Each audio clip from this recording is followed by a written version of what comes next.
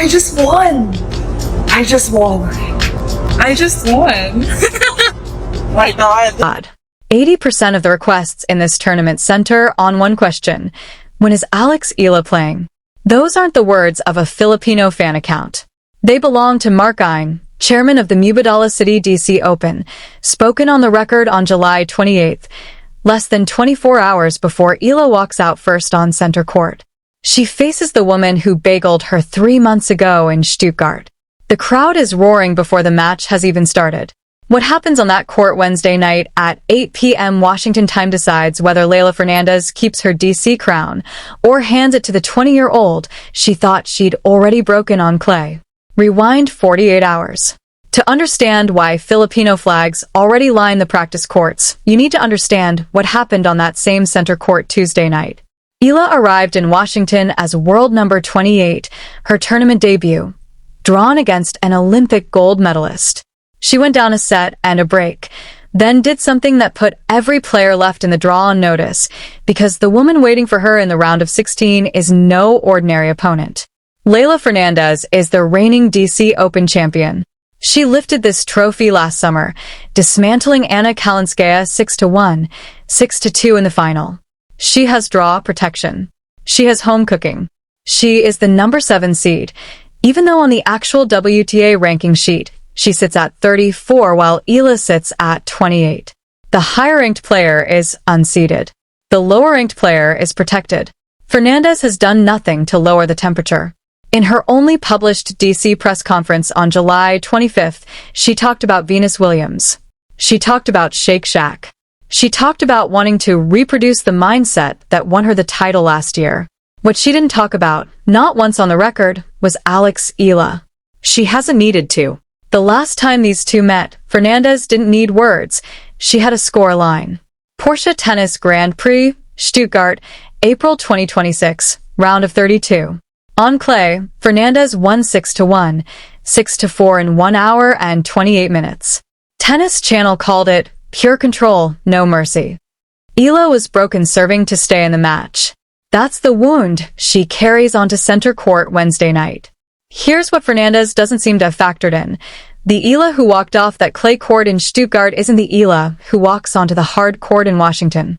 Between April 15th and July 29th, a window of just over 100 days, she rewrote her resume from the ground up. June 15th, her first ever grass court title at the Lexus Birmingham Open, surviving Mikola Bardenkova 5-7, 6-3, 7-5. 2 weeks later at Wimbledon, a straight sets takedown of Ekaterina Alexandrova, 7-6, 6-2.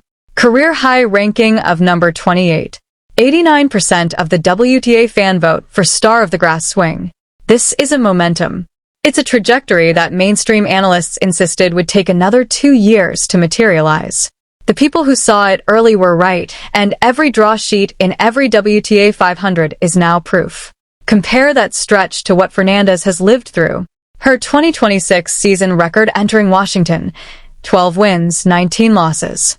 Wimbledon out in the second round, the same round she exited in 2023, 2024, and 2025. In her own words on July 25th, her season has been a little bit of a rough stretch. The defending champion arrived in DC one bad week from a full-blown crisis. Then came Tuesday night. Zheng Qinwen, former world number 4, 2024 Olympic gold medalist, took the first set 6-4 and broke Eala at 4-3 in the second. The math said the match was slipping. The math was wrong. Eala won the next 7 games in a row. Final score, 4-6, 6-4, 6-1. 7 straight games against an Olympic champion in her Washington debut. Filipino flags waving behind her. That isn't a first-round win. It's a resume submitted directly to Fernandez's locker room. Then Eala walked into the interview room and said she had more ammunition to back it up. That's not the vocabulary of a player hoping to be competitive in a rematch.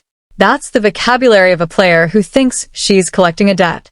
Consider who's making the loudest case for her, and it isn't a fan account. Mark Ine is the chairman of the Mubadala Citi DC Open. He owns the Washington Castles. He spent decades running the second biggest hardcourt event of the North American summer swing. His job is understanding what puts bodies in seats. And this week, in front of the assembled tennis media, he did something tournament chairmen almost never do. He publicly conceded that a single unseeded player is driving demand for his entire event. Looking at the caliber of players here and how many stars are in the draw, he said, "It says something about Eala's following." He called her an icon in the Philippines and worldwide. That word, from the man whose ticket revenue depends on being right about it. There's a deeper endorsement still. According to her coach Joan Bosch, Rafael Nadal, the greatest fighter Clay has ever produced, took the initiative himself to advise Alex Eala. Not out of obligation. Not because anyone asked, because he saw something in her game. When that man volunteers his attention to a 20-year-old, the rest of the tour usually finds out why soon enough. The winner Wednesday night doesn't just advance to a quarterfinal, she claims the North American hardcourt summer. If Eala wins, she likely faces Jessica Pegula or Iga Swiatek, one match from a WTA 500 semi-final on hardcourt, something no Filipino woman has ever done. From Washington, the tour moves to Montreal for the Canadian Open, on Fernandez's home soil, then to Flushing Meadows for the US Open, where Eala is set to partner Venus Williams in doubles, the same Venus Williams Fernandez has publicly called her mentor. The mentorship's attention is quietly changing hands, and the tennis world has noticed. For a Filipino audience, millions at home, millions more scattered across the DC, Virginia, and Maryland corridor, watching at 11 p.m. Manila time, this isn't a round of 16.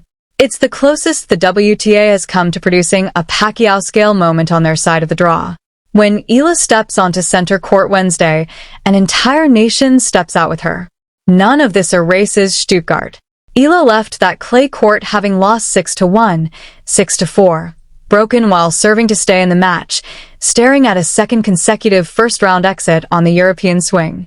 She didn't post a defiant caption. She didn't release a statement. She flew back to Mallorca and went back to work with Joan Bosch and Tony Nadal.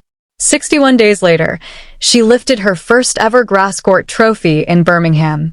2 weeks after that, she shook hands with Alexandra after taking her out at Wimbledon.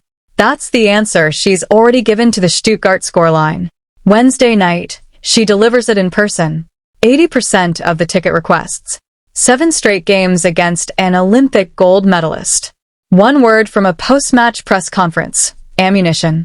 Fernandez wants to reproduce her 2025 magic, but the Eala she has to get through to reach it is no photocopy of the one she beat in April.